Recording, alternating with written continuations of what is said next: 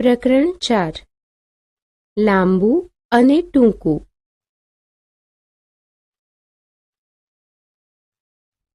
પ્રસ્તાવના. જુઓ, લાલી પોતાના પિતાની દુકાનમાં વસ્તુઓ વેચે છે. ત્યાં એક ખેડૂત દોરડું લેવા આવે છે. તે ખેડૂત લાલીને કહે છે કે તમે મને 7 હાથ દોરડું આપી શકશો? તો લાલી તેના હાથથી માપીને 7 હાથ દોરડું તેમને આપે છે. પણ ખેડૂત તે માપે છે તો ફક્ત 6 હાથ જ થાય છે. આથી લાલી તેમને કહે છે કે તમે તમારા હાથ વડે આ દોરડું માપી આપો અને હું તેનું 7 ગણું આપી દઉં. આથી ખેડૂત પોતાના હાથ વડે દોરડું માપી આપે છે અને લાલી તેનાથી 7 ગણું દોરડું તેમને આપે છે. તમને ખ્યાલ આવ્યો દોસ્તો કે આવું કેવી રીતે થયું? જુઓ, લાલીનો હાથ ખેડૂતના હાથ કરતા ટૂંકો છે.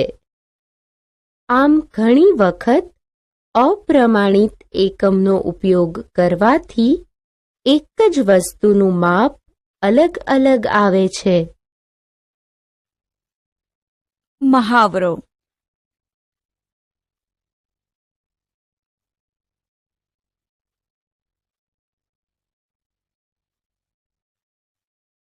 ભૂમિતિ બોક્સ, કંપાસ બોક્સ વિશે તો તમે જાણતા જ હશો. કંપાસ બોક્સમાં રહેલી માપપટ્ટી જોઈ છે ને? તેના પર અંકો અંકિત કરેલા હોય છે. માપપટ્ટી પર 15 સેમી અંકિત કરેલા હોય છે. તમે જે નાની માપપટ્ટી મોટા ભાગે શાળામાં વાપરો છો તે અહીં દર્શાવેલ છે. ઉદાહરણ.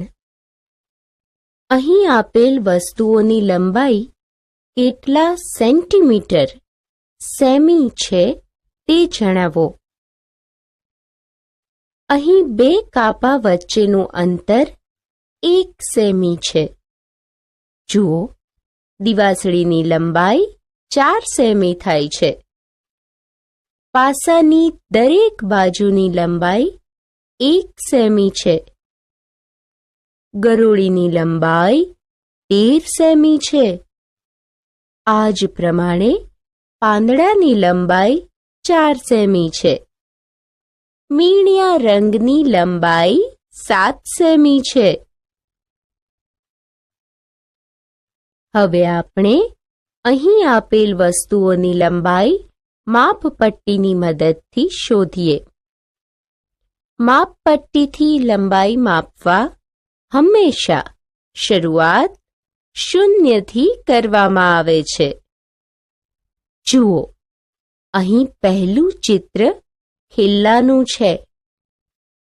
0 થી શરૂઆત કરીએ તો ખિલ્લાની લંબાઈ 4 સેમી છે.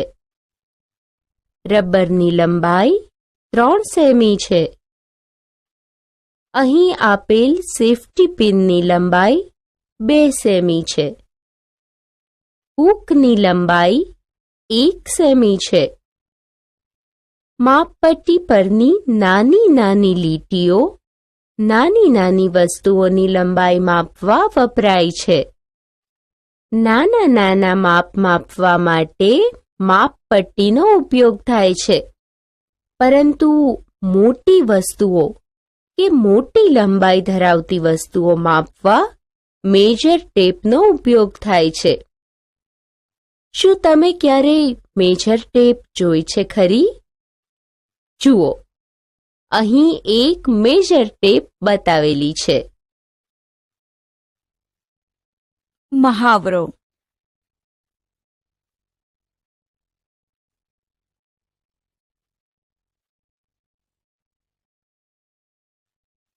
ગિબલી અને અનાજના દાણા.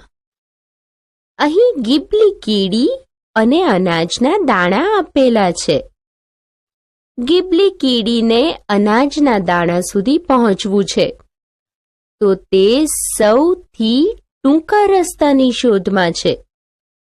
શું તમે કહી શકશો કે કયો રસ્તો સૌથી ટૂંકો છે?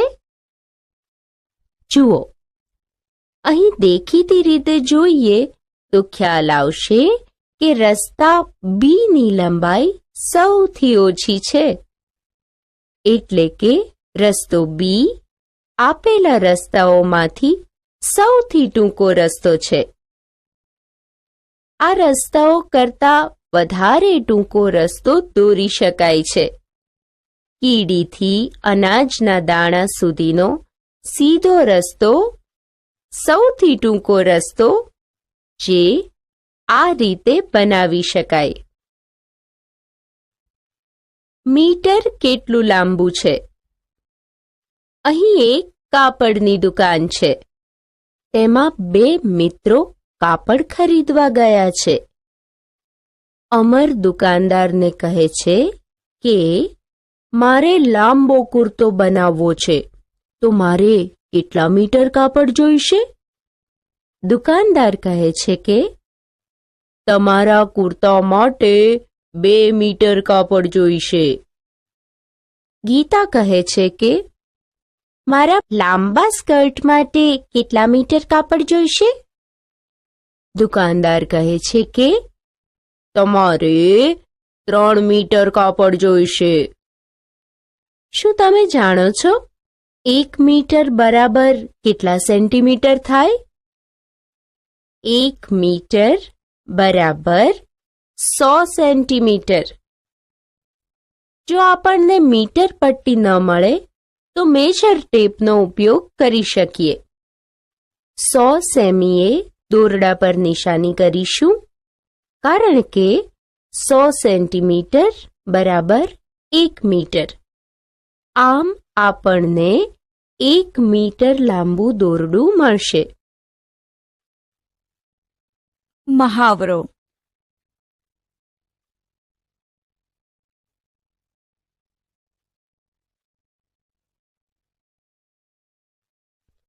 સેન્ટીમીટર કે મીટર?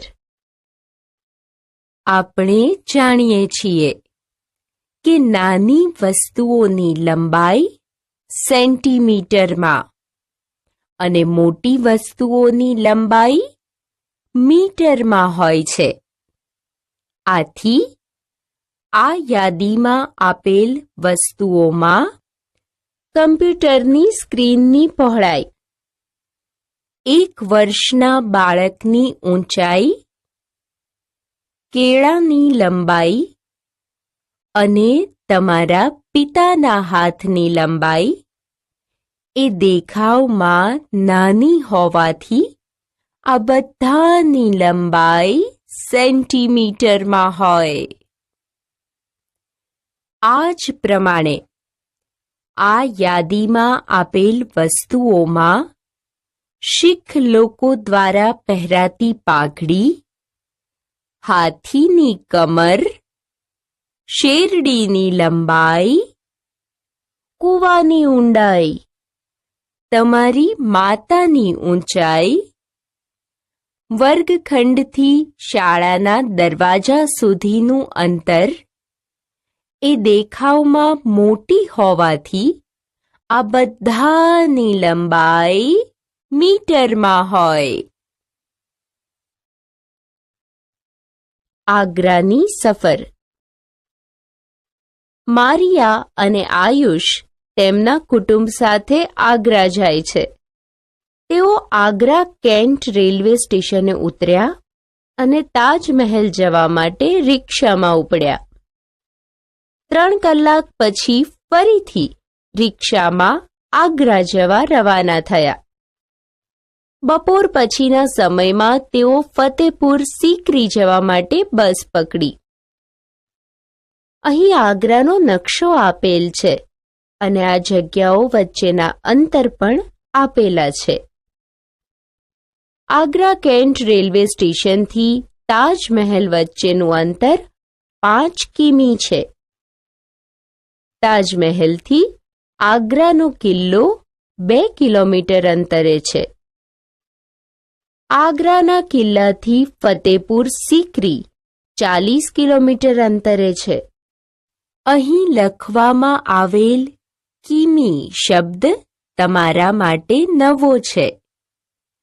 કિમી એટલે કિલોમીટર, જે અંતર માપવા માટેનો એકમ છે. 1 કિલોમીટર બરાબર 1000 મીટર થાય, જે તમારી જાણકારી માટે છે, જેથી તમે નકશામાં આપેલ અંતરનો અંદાજ મેળવી શકો. હવે નકશામાંથી શોધો. આગ્રા કેન્ટ રેલવે સ્ટેશનથી વધારે દૂર શું છે? તાજમહેલ કે ફતેપુર સિકરી? ફતેપુર સિકરી વધારે દૂર છે. આ નિશાની રેલવે લાઇન બતાવે છે. આમાંથી રેલવે લાઇનની વધારે નજીક શું છે? બાબરપુર જંગલ કે તાજમહેલ? બાબરપુર જંગલ. આગ્રાનો કિલ્લો કે તાજમહેલ? આગ્રાનો કિલ્લો. યમુના નદીની વધારે નજીક શું છે? તાજમહેલ કે રેલવે સ્ટેશન? તાજમહેલ. સાચી લંબાઈ સાથે જોડો. દરેક ચિત્ર કેટલું લાંબુ હોઈ શકે તેને અનુરૂપ લીટી દોરો.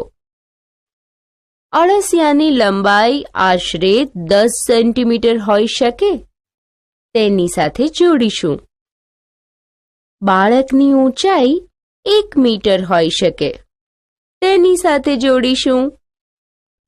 આંગળીના નખની પહોળાઈ 1 સેન્ટીમીટર હોઈ શકે, આથી તેની સાથે જોડીશું. સાડીની લંબાઈ 5 મીટર હોય, આથી તેની સાથે જોડીશું. ઘરથી શાળા સુધીનું અંતર 1 કિલોમીટર હોઈ શકે, આમ તેની સાથે જોડીશું.